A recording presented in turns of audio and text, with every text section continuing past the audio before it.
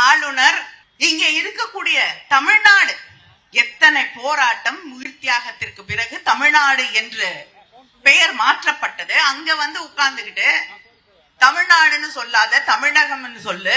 தொடர்ந்து ஒவ்வொரு நாளும் நீங்கள் தமிழ்நாட்டை, தமிழ் மக்களின் உணர்வுகளை, தமிழர்களை, எங்கள் சுயமரியாதையை அவமானப்படுத்திக் கொண்டே இருப்பீர்கள். நாங்க ஒவ்வொரு நாளும் இதை பார்த்துக்கிட்டு இருப்போம் அப்படின்னு நினைச்சீங்கன்னா நீங்கள் ஓட ஓட விரட்டப்படும் நாள் வெகு விரைவிலே இல்லை என்பதை நீங்கள் புரிந்து கொள்ள வேண்டும்.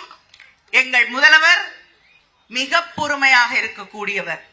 ஆனால் அந்த பொறுமைக்கும் ஒரு எல்லை உண்டு என்பது பொறுத்தது போதும் மனோகரா பொங்கி எழு என்று எழுதிய தலைவர் கலைஞரின் வழியிலே வந்தவர்கள் நாங்கள்.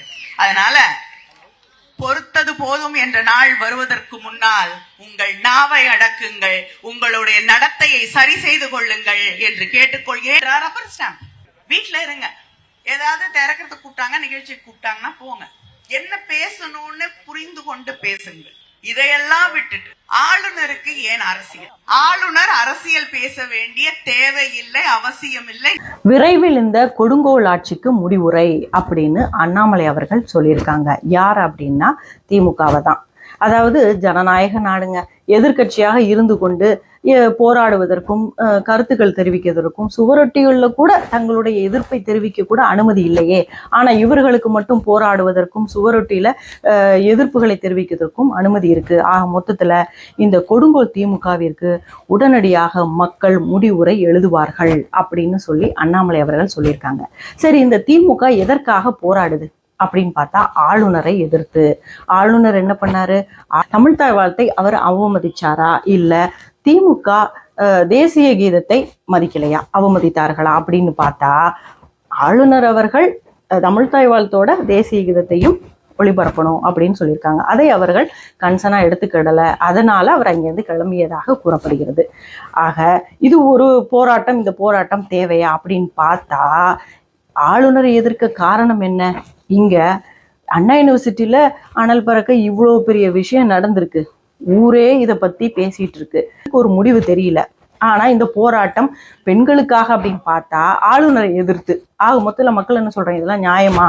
பெண்கள் இங்க எவ்வளவு பெரிய விஷயம் அண்ணாமலை யூனிவர்சிட்டியில நடந்திருக்கு. அப்ப அதை திசை திருப்புவதற்காக இந்த போராட்டம் திமுக பண்ணுதா அப்படின்ற ஒரு கோணலையும் போகுது. அப்போ அண்ணா யூனிவர்சிட்டியில இந்த ஞானசேகரன் யாரு? தன்னோட கட்சியாலே இல்லைன்னு சொன்னாங்க.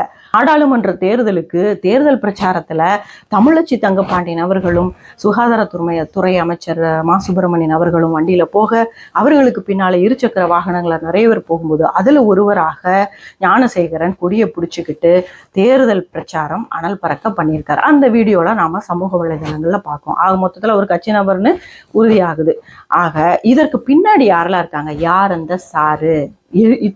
இன்னும் எத்தனை பெண்கள் இதனால பாதிக்கப்பட்டிருக்காங்க? இப்படி நிறைய நமக்குள்ள கேள்விகள் மக்கள் மனசுல ஓடிட்டு இருக்கும்போது இதையெல்லாம் ஒரு பிரச்சனையா எடுத்துக்காம இந்த போராட்டம் ரொம்ப அவசியமா அப்படின்ற கோணத்திலையும் போகுது. சரி, ஆளுநரை எதிர்க்க காரணம் என்ன அப்படின்னு பார்த்தா வேந்தர் தேடுதல் குழுவை வேந்தரான ஆளுநர் அவர்கள் தான் முடிவு செய்ய முடியும். தமிழக அரசு பரிந்துரைக்கக்கூடிய உறுப்பினர்களை நியமிக்க முடியாது அப்படின்னு சொல்லி யூஜிசியோட புதிய விதிமுறைகள் கூறப்பட்டிருக்கு. யூஜிசினா யூனிவர்சிட்டி கிராண்ட்ஸ் கமிஷன் அவர்களுடைய விதிமுறைகள். ஆக இந்த சைடு யோசிச்சு பார்த்தோம் அப்படின்னா இந்த முடிவானது, யூஜிசியோட முடிவானது இங்க ஆளுநர்கிட்ட இந்த ரியாக்ஷன், இங்க உள்ள ஆக்ஷன் அங்க ரியாக்ஷனை காமிக்கப்படுது அப்படின்னு தான் பார்க்க முடியுது. ஆக மொத்தத்துல திமுகவின் இந்த போராட்டம் ஒரு உப்பு சப்பில்லாத போராட்டமாக தான் தெரிகிறது.